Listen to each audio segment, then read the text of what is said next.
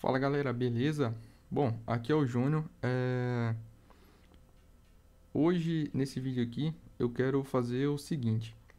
Há mais ou menos um ano atrás, na verdade foi dia 9 de outubro de 2021, eu fiz esse vídeo aqui contando a minha experiência ali e o que eu tinha estudado ali, pesquisado sobre o problema, o possível problema dos SSDs lá do Mac com chip M1, né? Hoje a gente sabe, né, que já foram lançados o chip M2, já tem o MacBook Air com chip M2 e tudo mais, mas naquela época ainda tinha rumores, ainda não tinha nada confirmado sobre o M2, ainda estava na decisão se ia ser, aquela especulação se ia ser M2 ou se ia ser M1X e por aí vai. Mas o foco do vídeo hoje é trazer um pouco de contexto aqui depois de um ano de uso, porque hoje, exatamente hoje, dia 28 de setembro, faz um ano que eu comecei a utilizar esse MacBook Air com chip M1. Então, um ano depois, como é que tá? Como é que tá o SSD dele? Como é que tá essa parte de gravação? Na verdade, de escrita, né? Dentro no SSD, como é que tá essa quantidade aí? A vida útil dele ainda tá boa? Tá saudável? Então, é tudo isso que eu quero responder nesse vídeo aqui, beleza?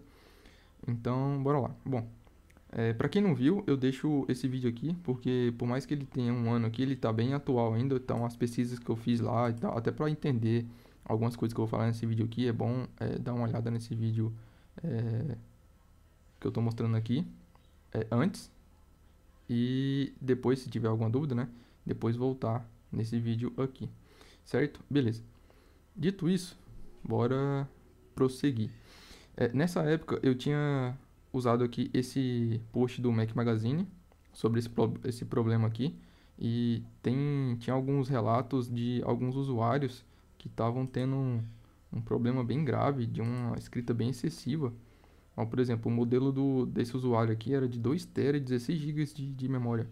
E ele já tinha, tipo, em poucas semanas lá, se eu não me engano, ele já tinha utilizado 3% da vida útil do SSD. Então você imagina um SSD, isso com 2 teras, né, e 16 de RAM. Imagina um MacBook de entrada ali com 8 GB e 256 de SSD. Então a vida útil dele provavelmente já teria sido uns 30% já nesse período aqui, né? É, Tá. Nesse vídeo aqui eu já respondo se o problema foi resolvido ou não. Desde a versão do Big Sur da 11.4, se eu não me engano, a Apple já tinha corrigido basicamente esse problema aí, que era um problema, na verdade, do sistema operacional mesmo, que estava fazendo essas escritas excessivas. Mas hoje, como é que tá hoje? Beleza. Bora pra cá. O problema, né, era esse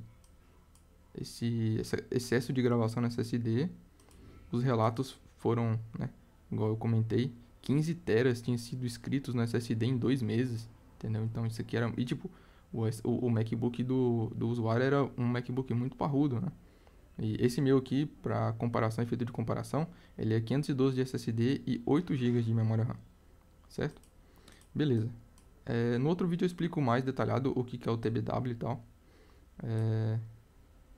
Tá, como é que tava o meu MacBook Air em 2021, né? Naquele momento eu tinha mais ou menos umas 2 semanas que eu estava utilizando ele. Eu trabalho com desenvolvimento web, atualmente com React e Node, né? Continuo trabalhando com essas tecnologias. Continuo trabalhando com basicamente todos esses programas aqui também no meu dia a dia. E uma coisa que a gente tem que levar em consideração aqui é o seguinte: na época que eu fiz aquele vídeo, eu tinha mais ou menos umas 2 semanas que eu estava com o MacBook, então essas primeiras semanas que você vai fazer muita configuração, instalar muito aplicativo e tudo mais, deixar ele configurado para você poder trabalhar, geralmente vai ser a semana que o período ali de que você vai utilizar mais escrita, né? Vai fazer mais escrita no SSD em comparação com os dias normais, né? Porque uma vez que tiver tudo configurado, você não vai ficar instalando aplicativos novos com tanta frequência igual você faz nos primeiros dias de uso, né? Então, esses primeiros dias ali, essas primeiras semanas, tendem a escrita ser maior do que os dias normais, né? Então, levando isso em consideração, em 2021, eu com mais ou menos uma semana, 1 a 2 semanas de uso ali, ele estava com isso daqui, tava com 688 GB escrito. E isso é bom, isso é ruim, já vamos descobrir já. Então, os cálculos seriam mais ou menos esses. Que em uma semana eu tinha gravado 700 GB. Então, aí, estipulando aqui, fazendo alguns cálculos aqui, algumas estimativas aqui. Então, em um mês, eu ia ter gravado 2.8 teras.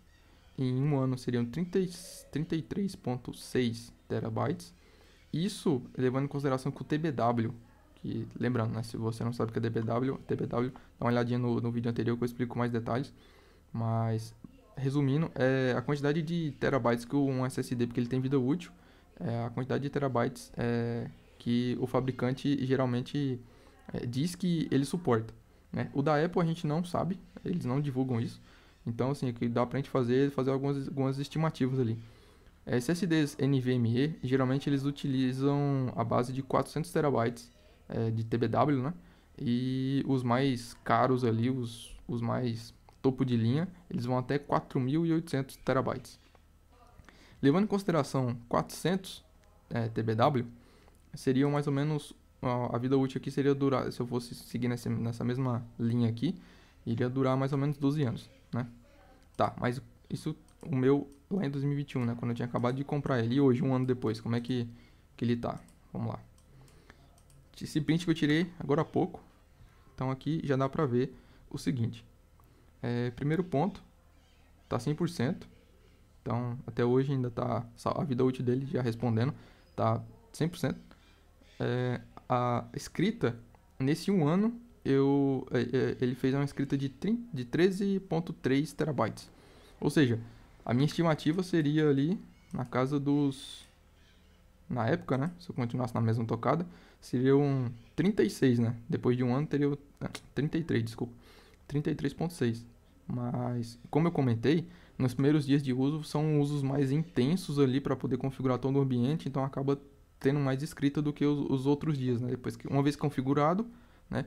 Você não vai ficar fazendo muita escrita igual nos primeiros dias de configuração. Então, mais uma prova disso, né, que eu falei no ano passado e volto a reforçar aqui, é isso, certo? Então, né, depois de um ano, a escrita dele foi essa. Então, nossos cálculos a gente pode fazer mais ou menos isso daqui. Por dia, seria uma média ali de escrita ali, tudo isso aqui é média, tá? Então, assim, vai ter dias que vão ser mais, vão ter dias que vão ser menos. E... alguns dias você não vai utilizar o notebook, por exemplo, se for algum dia feriado e você não for trabalhar, não for fazer nenhuma... não for utilizar ele, então, né? Esse número também vai ser baixíssimo, né? Se você desligar ele também, então. Mas aqui, uma estimativa, né? 36.6 GB por dia, isso daria 1.10 teras por mês, que daria mais ou menos 13.17 teras por ano.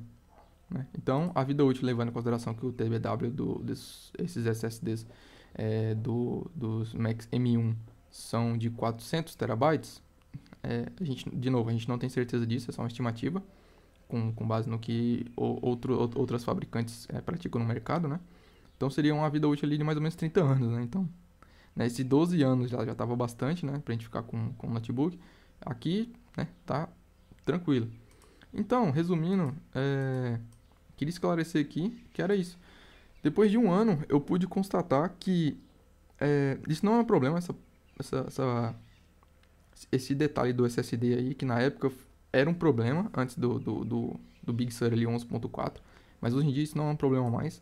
E lembrando que assim, como o meu é 8 GB, então ele fica fazendo swap o tempo todo, porque, como eu falei, eu trabalho com várias aplicações, e banco de dados rodando, back-end rodando, API rodando, front rodando, trabalho mais focado no front, mas eu tenho esses rodando outros projetos na minha máquina, e com Docker e tudo mais, com imagens, e mesmo assim, né, a escrita tá bem tranquila, tá muito dentro do padrão ainda, e tá. A parte de portabilidade, isso aí é indiscutível do MacBook Air, né? Bateria, desempenho, até hoje, um ano depois, é excelente. Isso aqui tudo continua, se mantém. 8 GB ou 16? Bom, eu continuo com essa mesma opinião. Se você puder investir ali no 16, vai no 16. Mas se não, 8 GB está excelente. Eu comprei de 8 GB e eu não me arrependo. Pra mim tá dando conta tranquilamente do meu trabalho. A versão de 256 eu não recomendaria. Só se assim, igual eu comentei aqui, se tivesse com um preço muito, muito abaixo. Mas eu não recomendaria. Teria que ser a de 512 para cima. Ainda mais se aqui a gente entra no último tópico, o M1 ou o M2. Hoje que já tem o M2, né? Naquela época não tinha lançado ainda. Bom, dependendo do preço, eu acho que compensa ir no M1 ainda. A não ser que o M2 esteja num preço muito próximo do M1. Aí eu partiria para o M2. Mas eu vi alguns relatos ali, pesquisei um pouco e vi que o M2 está com alguns problemas de aquecimento. Então, né, é um detalhe ali. Ele tem um desempenho melhor que o M1, óbvio, né? Mas não é lá essas coisas. E ele tá com esse problema do aquecimento. Eu aqui não tenho problema, não tem nada reclamado de problema de aquecimento com o meu M1.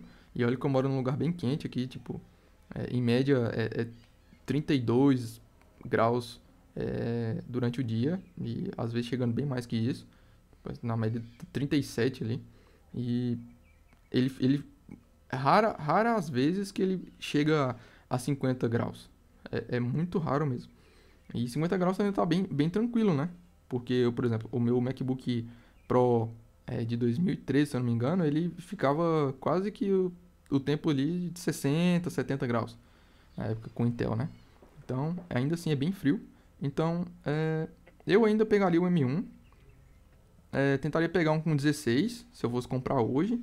Mas assim, se tivesse num preço legal, né? Agora, se a diferença de preço foi igual a que eu tinha lá na época, que era muito grande a diferença do de 16 pro de 8, aí eu acabei optando pro de 8 e não me arrependo. Então, sim, se o meu de 8 vai aguentar bastante tempo, se você conseguir pegar um de 16, melhor ainda, né? Você garante uma vida útil ainda maior para ele, né? Mas o de 8 GB provavelmente vai te entregar tudo o que você precisa. Eu continuaria pegando o M1 hoje em dia, né? A não ser que, igual eu comentei, se você encontrar um M2 com preço muito próximo do M1, certo? Então é isso, galera. Espero que tenha respondido aí a dúvida aí, porque eu tive bastante essa dúvida no início, antes de comprar ele, e agora depois de um ano eu pude constatar que realmente é um notebook, assim, é um investimento que você faz, um pouco caro, sim. Pouco não, né? Bastante caro. Mas é um notebook que você vai ficar por muitos anos ali, ele vai dar conta do seu trabalho ali tranquilo. E a portabilidade dele é incrível, assim, você vai viajar, ele cabe em qualquer mochila ali. Então, eu recomendo bastante, certo? Então, valeu pessoal, até a próxima.